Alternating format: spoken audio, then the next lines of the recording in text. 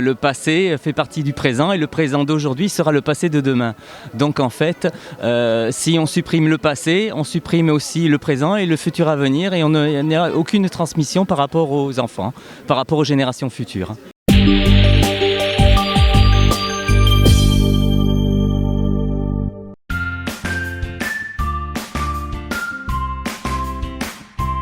Alors, moi ça représente beaucoup, hein, surtout que je suis à la retraite, alors donc c'est un passe-temps pour moi et ça me permet de connaître des choses, par exemple sur Narbonne, sur la région de l'Aude et puis ailleurs, quoi. Tout ce qui peut faire plaisir et faire du bien, autant dans l'intellectuel que dans la distraction, dans les voyages, enfin c'est un tout.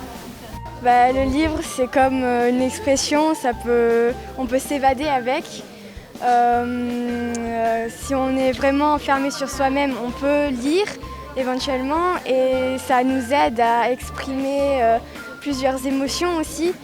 Pour moi, le livre, ça a toujours représenté la liberté d'expression, la liberté de se projeter. Et c'est en fait la première chose que l'on enlève au peuple quand il ne peut plus se cultiver.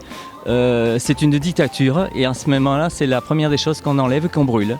Je fais référence à le livre de science-fiction Fahrenheit 451, mais qui pourrait être aujourd'hui très bien d'actualité dans certains pays.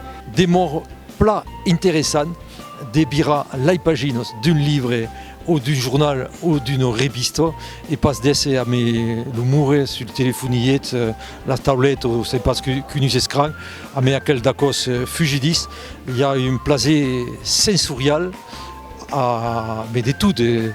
La vista de ségur, l'utuca et des cop il y a la flyer de la tinta, del livre et que d'autres médias prétendument modernes peuvent pas remplacer.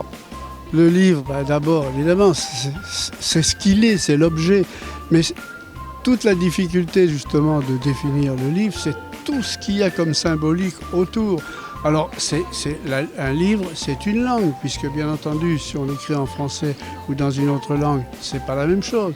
Mais c'est aussi une expression, une façon de collecter ou de refaire ressurgir tout un tas d'expériences, de souvenirs, de choses indicibles. Peut-être que c'est ça le livre, c'est arriver à exprimer l'indicible. Je crois que je m'en tiendrai à cette formule-là.